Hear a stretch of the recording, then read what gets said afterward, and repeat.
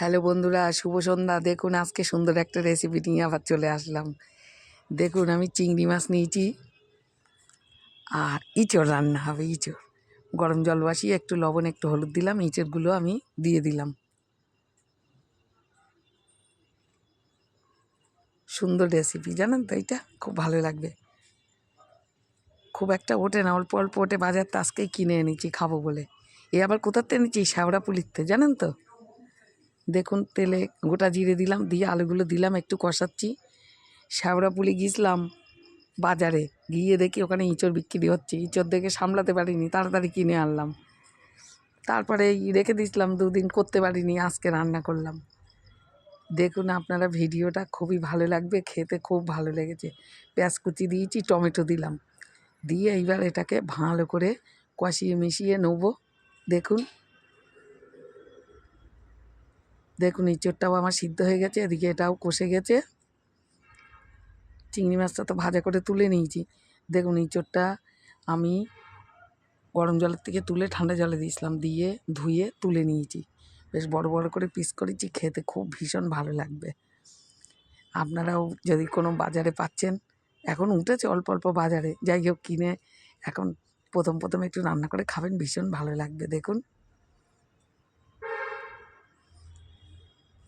দেখুন জিরের গুঁড়ো, ধনিয়ার গুঁড়ো, আদা বাটা, রসুন বাটা, লঙ্কা গুঁড়ো, হলুদ ও 2-4টে কাঁচা লঙ্কাও দিলাম। দিয়ে এবার দেখুন একটু জল দিয়ে দেবো প্লেটটা ধুয়ে। আবার একটু পরে দেবো, এখন একটু দিলাম, দিয়ে এটাকে কষিয়ে নিই।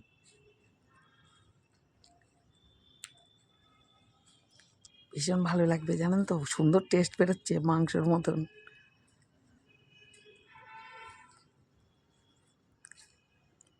এই টাইমে খেতে ভীষণ ভালো লাগে, সবে প্রথম উঠছে তো বাজারে।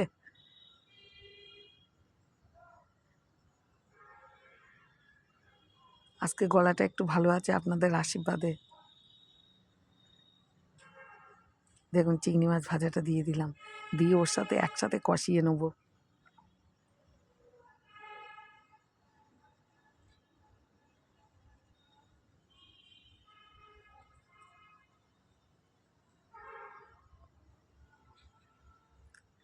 আমি এবারে একটুখানি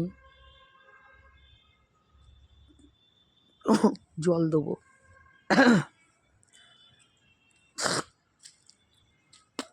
পরিমাণ মতন দিয়ে দিলাম। আমার ইঁচড় সিদ্ধ তো, আর নতুন আলু সিদ্ধ হয়ে যাবে, ওই জন্যে। দেখুন এইবার একটু ঢেকে দিলাম। দেখুন ঢাকনাটা তুললাম, কত সুন্দর হয়েছে, সুন্দর গন্ধ বেরোচ্ছে।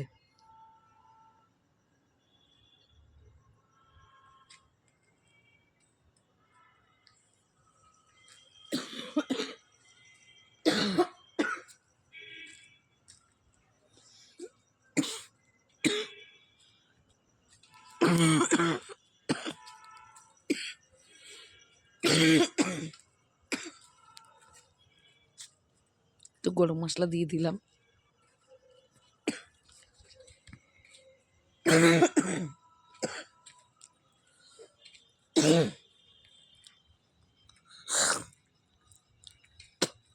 সুন্দর হয়ে গেছে বন্ধুরা, কাশি এখন যাচ্ছে না মোটে, এখনো আছে অল্প অল্প। দেখুন নামিয়ে নিলাম, ভিডিওটা দেখবেন,